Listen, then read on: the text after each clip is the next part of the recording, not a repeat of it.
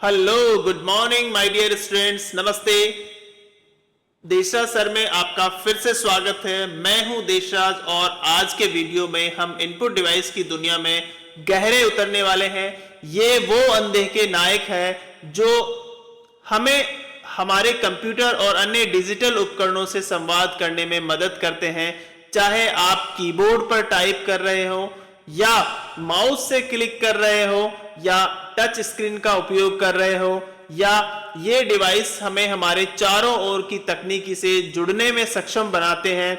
लेकिन क्या आपने कभी सोचा है कि ये कैसे काम करते हैं या ये हमारे दैनिक जीवन में इतनी महत्वपूर्ण क्यों है? इस वीडियो में हम विभिन्न प्रकार के इनपुट डिवाइसेस, उनके कार्य और ये हमारे कंप्यूटिंग अनुभव के लिए क्यों इतने महत्वपूर्ण है, इस विषय पर चर्चा करेंगे।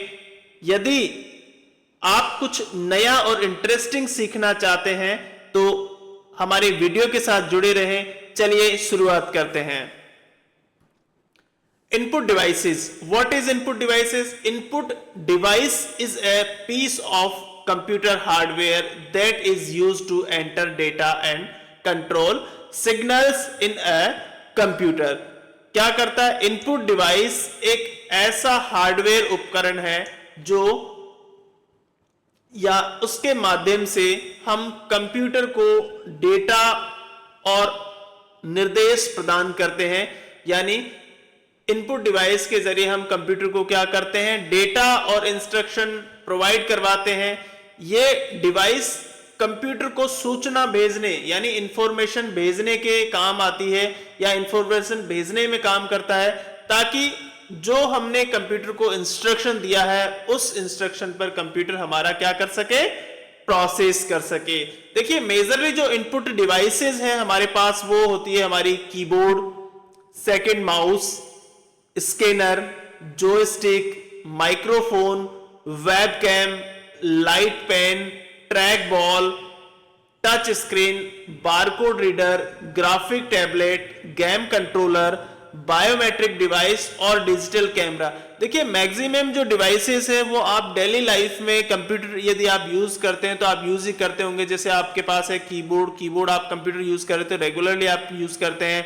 माउस रेगुलर आप यूज करते हैं। स्कैनर जब आपको कोई डॉक्यूमेंट स्कैन करना होता है तब आप इसको यूज करते हैं। जॉयस्टिक ये गेमिंग वगैरह डिवाइस है, या आप जब गेम वगैरह खेलते हैं या कोई अदर आप काम कर रहे हैं केड वगैरह पे, तब आप इसका यूज करते हैं। माइक्रोफोन, यदि आपको एक वीडियो रिकॉर्ड करना है, ऑडियो रिकॉर्ड करना है, तो वीडियो के साथ आप ऑडियो भी रिकॉर्ड करेंगे, या फिर आपको सिर्फ अपनी वॉइस रिकॉर्ड करनी है तब आप माइक्रोफोन का यूज करेंगे।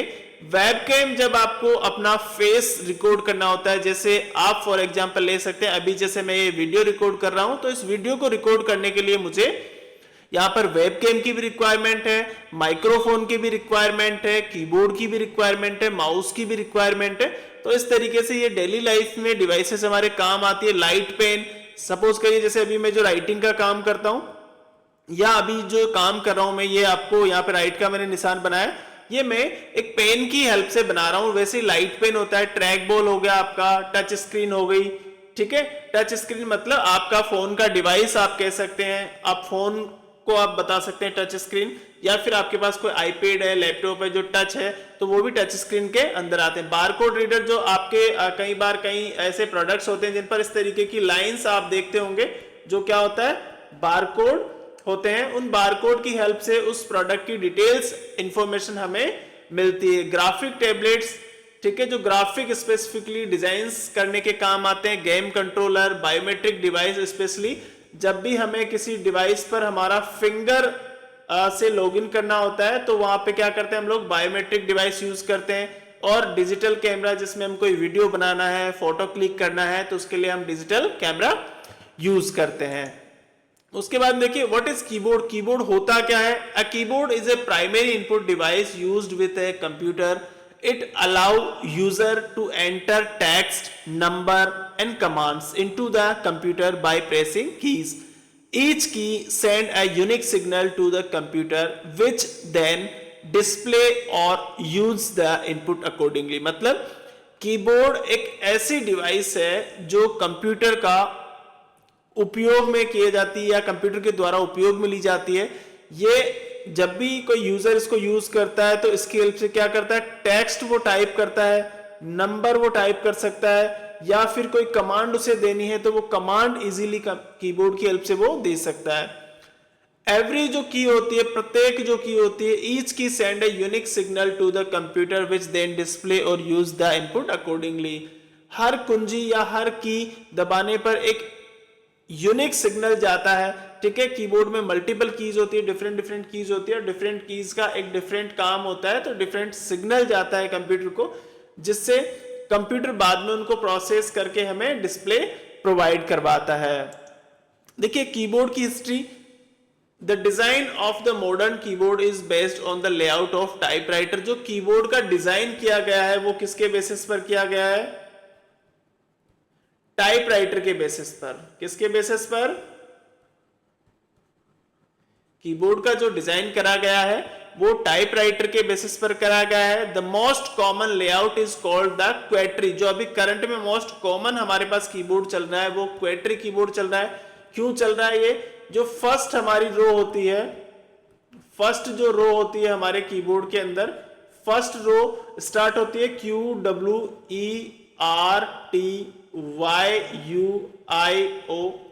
ठीक है। ये लेटर्स हमारे फर्स्ट रो के अंदर होते हैं और इन्हीं की वजह से कीबोर्ड को क्वेट्री कीबोर्ड इसका नेम इसको दिया गया है, ठीक है। पहली पंक्ति के 6 अक्षरों के आधार पर इसको क्वेट्री कीबोर्ड नाम दिया गया है। टाइप्स ऑफ कीबोर्ड की अगर मैं बात करूं तो फर्स्ट ऑफ ऑल मेरे पास यहां पर स्टैंडर्ड कीबोर्ड होता है। स्टैंडर्ड कीबोर्ड में मैक्सिमम कितने कीज होते हैं, 104 हो सकते हैं, या फिर इससे ज्यादा भी इसमें हो सकती है, जैसे मोर देन 104 मतलब 108 भी हो सकती है, इसमें 104 भी हो सकती है, या फिर उससे ज्यादा भी हो सकती है, ठीक है। ये होता है हमारा स्टैंडर्ड कीबोर्ड।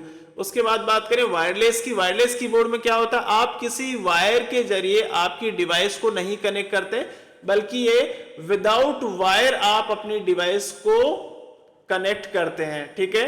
जैसे कनेक्ट थ्रू ब्लूटूथ या फिर radio signals, no wire needed, मतलब किसी भी तरीके की वायर की यहां पे आवश्यकता नहीं होती है वायरलेस कीबोर्ड को कनेक्ट करने के लिए। या तो ये ब्लूटूथ के जरिए कनेक्ट होगा या फिर किसी तरीके के रेडियो सिग्नल के थ्रू ये आपकी डिवाइस से कनेक्ट होगा। उसके बाद बात करते हैं मैकेनिकल कीबोर्ड की। मैकेनिकल कीबोर्ड क्या होते हैं, physical switches under the key for better feedback and durability. Virtual keyboard क्या होते हैं, appear on A screen and can be operated by touch. जब कभी आपके पास सपोज करिए आपने कीबोर्ड कनेक्ट नहीं करा हुआ है, क्या नहीं करा हुआ है, कीबोर्ड यदि आपने कनेक्ट नहीं करा हुआ है तो क्या होता है, आपकी जो डिवाइस है, आपका जो कंप्यूटर है, उसमें एक वर्चुअल कीबोर्ड शो होता है, ठीक है। यहां पर एक वर्चुअल कीबोर्ड शो हो जाता है। उस वर्चुअल कीबोर्ड की हेल्प से आप अपने जो कीज आपको प्रेस करनी है वो डिस्प्ले में देखकर आप वहां पर प्रेस कर सकते हैं और अपने कंप्यूटर को आप इनपुट वहां से दे सकते हैं। देखिए कीबोर्ड जो है, कीबोर्ड में टाइपिंग जो कीज होती है वो A to Z तक के कीज होते हैं, ठीक है, ऐसे लेकर Z तक के। अब आपको यदि कैपिटल यूज करना है, कैपिटल यदि आपको यूज करना है तो कैपिटल के लिए आपको कैप्स लॉक यूज करना होगा। क्या यूज करना होगा, कैप्स लॉक आपको यूज करना होगा, ठीक है। अगर नंबर की मैं बात करूं, नंबर जो है आपके वो 0 to 9 तक के आपको नंबर्स यहां पे इनपुट करने होंगे। यदि फंक्शन कीज की मैं बात करूं, यहां पर F1 से F12 तक की मेरी जो फंक्शन कीज होती है, प्रत्येक की का एक यूनिक जो होता है काम होता है वो यहां पर हम लोग करते हैं, ठीक है।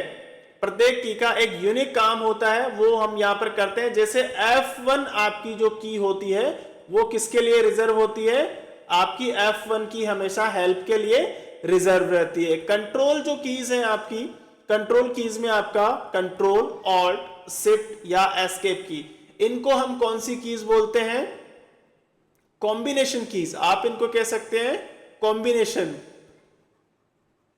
कॉम्बिनेशन कीज भी आप इनको कह सकते हैं। इसके बाद में हम बात करें नेविगेशन कीज की। मेरी नेविगेशन जो कीज होती है इसके अंदर एरो कीज आ जाती है, होम की आ जाती है, एंड की आती है, पेज अप और पेज डाउन, ये सभी कीज किस में आ जाती है, नेविगेशन कीज। उसके बाद में न्यूमेरिक की अगर मैं बात करूं तो न्यूमेरिक की में मेरा नंबर की grouped on the right for the fastest calculation. Special keys में देखिए enter space bar, back space and delete.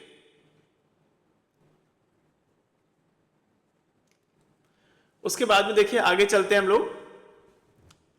Function keyboard के अंदर क्या कर सकते हैं आप लोग, टाइपिंग कर सकते हैं, किसी डॉक्यूमेंट को आप टाइप कर सकते हैं, आप वहां पर ईमेल टाइप कर सकते हैं, और कोई कोड आपको वहां पे लिखना है तो वो भी आप उसके अंदर टाइप कर सकते हैं। जैसे सपोज करो मैंने यहाँ पे कोई लाइन लिखी, HTML का कोई मैंने कोड लिखा यहाँ पे HTML, ठीक है। उसके बाद में हेड,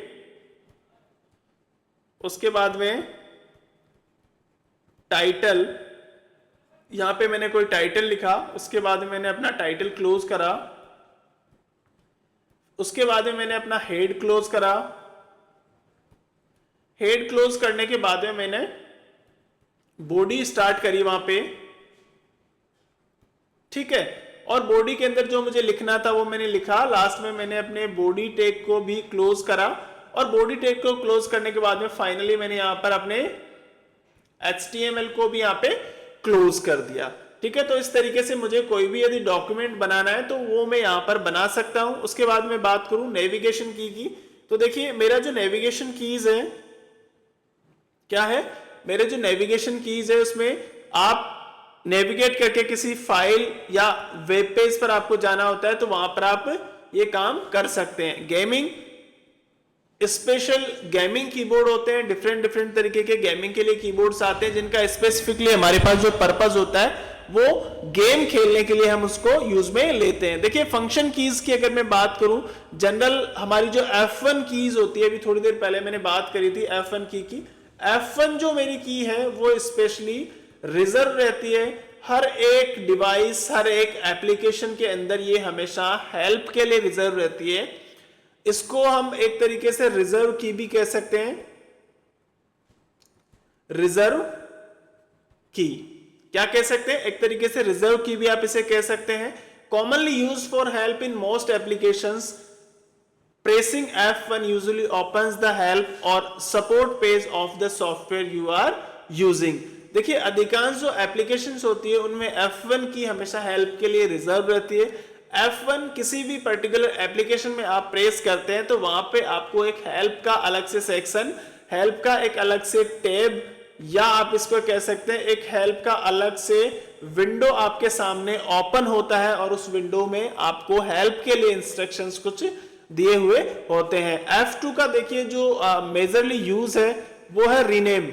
किसी भी फाइल को आपको रीनेम करना है देन उस पर्टिकुलर फाइल को फर्स्ट ऑफ ऑल आपको सेलेक्ट करना होगा, ठीक है। अगर वो फाइल सेलेक्ट नहीं है तो ये जो है ये वर्क आपका नहीं करेगा। तो क्या करना होगा आपको, फर्स्ट ऑफ ऑल उस पर्टिकुलर फोल्डर या फिर फाइल को आपको क्या करना होगा, फर्स्ट ऑफ ऑल सेलेक्ट करना होगा। और सेलेक्ट के बाद में आप जब F2 प्रेस करते हैं, F2 आप जब प्रेस करते हैं तो वो फाइल रीनेम के लिए रेडी रहती है। Use for renaming a selected file और folder in window explorer. F2 का उपयोग विंडो एक्सप्लोरर में चयनित फाइल या फोल्डर के नेम को बदलने के लिए किया जाता है। जब आप किसी फाइल या फोल्डर को चुनकर F2 दबाते हैं तो आप उसका नेम क्या कर सकते हैं, आप उसके नेम को रीनेम कर सकते हैं। उसके बाद में F3, open the search feature in most application allowing users to find specific file और टेक्स्ट। F3 का जो यूज है मैक्सिमम जो हमारी एप्लीकेशंस होती है उसमें F3 एप्लीकेशन या F3 जो कीबोर्ड होता है, कीबोर्ड का जो फंक्शन की होता है, क्या होता है F3 फंक्शन की, ठीक है। F3 फंक्शन की का मेजरली जो यूज होता है वो सर्च फीचर को खोलता है, यानी सर्च का जो फीचर होता है उसको ओपन करके देता है, ठीक है। एक टैब ओपन होके होता है जिसके अंदर हम फाइल को सर्च कर सकते हैं। जो उपयोगकर्ता या जो यूजर विशिष्ट फाइलों या टेक्स्ट को ढूंढने की अनुमति देता है, या आप किसी पर्टिकुलर फाइल या किसी स्पेसिफिक फाइल को आपको फाइंड करना है तो आप कीबोर्ड से F3 की प्रेस करेंगे और उसके बाद में वहां पे आप टाइप करेंगे फाइल को, तो जो भी आपके सिस्टम में फाइल अवेलेबल है, ठीक है, वो फाइल आपको क्या होगी, फाइंड करने में इजी रहेगी, फाइंड करने में इजी रहेगी। ठीक है, जब आप F3 दबाते हैं तो अपने सिस्टम या एप्लीकेशन में किसी विशेष वस्तु की खोज आप कर सकते हैं। ठीक है, उसके बाद देखिए F4 जो की है हमारी कीबोर्ड की, F4 की का क्या यूज है, F4 क्या है, एक कॉम्बिनेशन की है। क्या है, कॉम्बिनेशन की। अभी थोड़ी देर पहले मैंने आपको बताया कुछ और भी कॉम्बिनेशन कीज होती है जिनको आप दूसरी की हेल्प से यूज करते हैं। जैसे सपोज करो शिफ्ट जो मेरी की होती है, शिफ्ट के साथ यदि आपने कीबोर्ड से ए प्रेस करा, मतलब आपका नॉर्मली जो ए है पहले किसमें, स्मॉल लेटर के अंदर, पहले स्मॉल लेटर में टाइप हो रहा था। ठीक है, जैसे आपने इसके साथ इसको प्रेस करा तो ये मेरा जो ए है वो किसमें टाइप होगा, कैपिटल लेटर में टाइप होगा। ठीक है, तो F4 भी एक कॉम्बिनेशन की है। ठीक है, with alt it can be used to close the active window। ठीक है, ये कॉम्बिनेशन की है F4। यदि alt के साथ आप F4 को प्रेस करते हैं तो ये क्या होता है, मैनी ब्राउजर्स एप्लीकेशंस को क्लोज करने में हेल्प करती है, इजीली क्लोज करवा देती है उस पर्टिकुलर फाइल को। ठीक है, उस पर्टिकुलर फाइल को क्लोज करवा देती है। alt का साथ स्पेसिफिकली संयोजन कीज में उपयोग करा जाता है, यानी कॉम्बिनेशन कीज में ही वही चीज सेम यहां पर लिखी गई है, उसी चीज को ये रिपीट करवाना चाह रहा है। मतलब कॉम्बिनेशन कीज में आप इसको यूज करते हैं और किसी पर्टिकुलर विंडो को आपको क्लोज करना है तो आप क्या यूज बटन यूज करते हैं वहां पर, F4। उसके बाद देखिए F5 का मेजरली जो यूज होता है वो रिफ्रेश करने के लिए होता है, यानी आप किसी टेब या किसी विंडो या अपने सिस्टम को क्या करना चाहते हैं, रिफ्रेश करना चाहते हैं, देन आप ये की यूज करते हैं, रिफ्रेश और reload the current page in the web browser in other applications it may trigger A refresh action. F5 का यूज देखिए, F5 का उपयोग वेब ब्राउजरों में वर्तमान पृष्ठ की या वर्तमान पृष्ठ को रिफ्रेश या रीलोड करने के लिए, यानी उसको वापस से रिफ्रेश करने के लिए ये यूज में ली जाती है। अन्य एप्लीकेशनों में भी ये रिफ्रेश करने के लिए, जैसे आपकी एप्लीकेशन में कोई डेटा है, ठीक है, बार बार अपडेट हो रहा है, जैसे आप कह सकते हैं गूगल शीट। ठीक है, गूगल शीट में सपोज करो आप कोई डेटा अपडेट कर रहे हैं, क्या कर रहे हैं, गूगल शीट में आप कोई डेटा अपडेट कर रहे हैं। अगर वो डेटा आपको शो नहीं हो रहा है ब्राउजर स्क्रीन पर तो आप F5 प्रेस करेंगे या फिर उसको रिफ्रेश करेंगे, तो रिफ्रेश करने से क्या होगा, जो भी डेटा उसमें एंटर हुआ है वो रिफ्रेश होते हैं हमारे स्क्रीन पर हमें शो होने लग जाएगा। तो इस तरीके से F5 जो रिफ्रेश करने के काम आता है, रीलोड करने के काम आता है। कोई विंडो है, ब्राउजर है, कोई वेबसाइट हमने ओपन करी है वो नहीं खुल रही है तो वो वहां पर इजिली हम उसको रिलोड कर सकते हैं। F6 का काम देखो, move the cursor to the address bar in the browser. कभी हमें ब्राउजर होता है हमारा क्रोम, सपोज करो हमारा जो क्रोम होता है या माइक्रोसॉफ्ट एक्सप्लोरर हो गया, ठीक है, या माइक्रोसॉफ्ट एज हो गया, आपका जो भी ब्राउजर होता है आपका, ब्राउजर की स्क्रीन पर अगर ब्राउजर आपने ओपन कर रखा है, ठीक है, क्या कर रखा है आपने, ब्राउजर यदि आपने ओपन कर रखा है तो ओपन ब्राउजर के अंदर जब आप जाके क्लिक करेंगे या ओपन करेंगे उसको, ओपन करने के बाद में आप कौन सा की प्रेस करेंगे कीबोर्ड से, F6। तो F6 आपको क्या टेब ओपन करके देगा, यानी आपका जो कर्सर है वो कहां चला जाएगा, सर्च बार के अंदर, सर्च का जो बार होता है उसमें आपको लेके जाएगा। उसके बाद देखिए F7 ज्यादातर जो यूज होता है वो स्पेसिफिकली आपका माइक्रोसॉफ्ट जो वर्ड होता है MS वर्ड के अंदर स्पेलिंग चेक करने के लिए, किसके लिए, स्पेलिंग चेक करने के लिए यूज होता है। जब भी आपको कोई स्पेलिंग चेक करनी होती है तो वहां पर आप क्या करते हैं, माइक्रोसॉफ्ट वर्ड को आप वहां पे यूज करते हैं। ठीक है, उसके बाद देखिए F8 का क्या है, यूज फॉर बूटिंग ऑप्शंस। आपको जब कोई बूटिंग ऑप्शंस या आपको अपने सिस्टम में क्या करना होता है, विंडो डालना होता है, यानी आपने कोई बूटिंग पेन ड्राइव आपके पास है, बूटेबल आपने पेन ड्राइव बना रखी है, क्या कर रखा है आपने, बूटेबल कोई आपने पेन ड्राइव बना रखी है तो आप अपने सिस्टम को रिस्टार्ट करेंगे, वो पेन ड्राइव लगाएंगे, उसके बाद रिस्टार्ट मारेंगे। जैसे रिस्टार्ट ऑन होता है तो आप अपने कीबोर्ड से कौन सी की प्रेस करते हैं, F8, जिससे क्या होता है, बूटिंग का जो प्रोसेस है वो आपके सिस्टम में क्या हो जाता है, स्टार्ट हो जाता है। या starting up advance booting option में F8 की का हम यूज करते हैं। उसके बाद में F9, in many applications it can be use to refresh और अपडेट डॉक्यूमेंट और ए प्रोसेस। उसके बाद देखिए F10, activities the menu bar in many applications, Alt F10 for some cases. F10 कई एप्लीकेशनों में मेन्यू बार को एक्टिव करने के लिए काम में लिया जाता है, ठीक है। इसका भी यूज जो है वो एक एज ए कॉम्बिनेशन की के रूप में होता है, यानी ये जब भी यूज करी जाएगी तो ऑल्ट के साथ यूज करी जाएगी। किसके साथ करी जाएगी, ऑल्ट के साथ, ठीक है। ऑल्ट की के साथ आप यूज करोगे, ऑल्ट प्लस F10, ठीक है, इन दोनों की के साथ आप इसको यूज करोगे। F11, full screen mode in browser like Chrome और फायरफॉक्स। F11 ब्राउजरों में जैसे क्रोम, फायरफॉक्स में F11 का यूज जब आपको क्या करना होता है, फुल स्क्रीन, जब आपको फुल स्क्रीन मोड क्या करना होता है, ओपन करना होता है, तब आप क्या करते हैं, F11 की का आप यहां पे यूज करते हैं। F12 क्या करता है, open developer tool in most window browser in Microsoft Word, it use for the save as function. क्या करता है, डेवलपर जो ऑप्शन होता है, डेवलपर जो टूल होता है, कौन से टूल को ओपन करता है, डेवलपर टूल को ओपन करता है, प्लस सेव एज का जो ऑप्शन होता है, ठीक है, दो काम करता है। डेवलपर टूल को ओपन करने का भी करता है और फाइल को सेव एज करने में भी ये हेल्प करता है। Thank you so much. आपको वीडियो अच्छा लगे तो आप सब्सक्राइब करें। नेक्स्ट वीडियो में फिर मिलते हैं अगले टॉपिक के साथ।